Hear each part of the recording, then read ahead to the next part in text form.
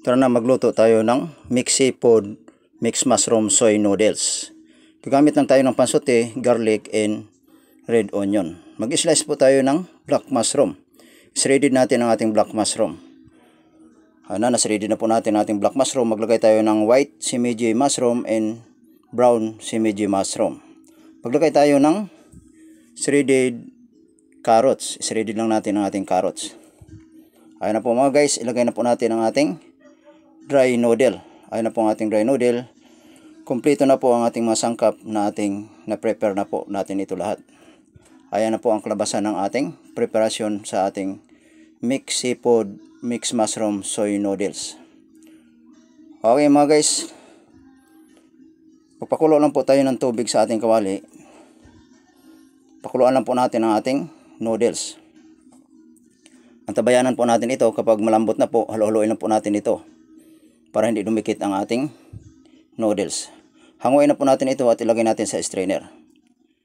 Hugasan lang po natin ang ating kawali at maglagay tayo uli ng tubig. Pakuluan lang po natin ito ang ating seafoods.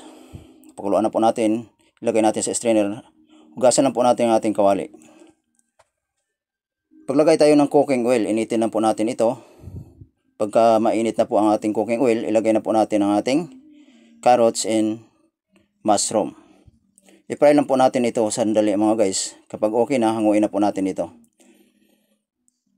Ayun na po mga guys, hanguin na po natin ang ating mixed mushroom.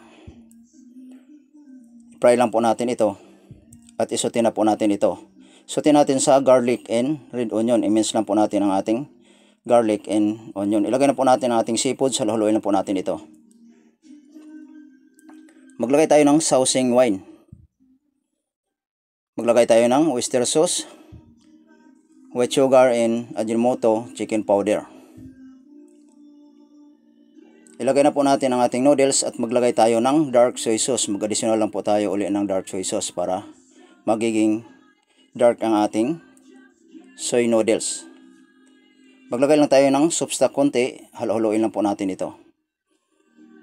Kailangan patuyuin natin ito ng husto at kailangan tuyo ang ating mixed seafood, mixed mushroom soy noodles. Haluin lang po natin ito hanggat matuyo ang kanyang sauce at walang maiwan. Maglagay tayo ng light soy sauce, pangpalasa sa ating soy noodles. Ayun na po mga guys, luto na po ang ating mixed seafood, mixed mushroom soy noodles. Ilagay na po natin ito sa ating plato.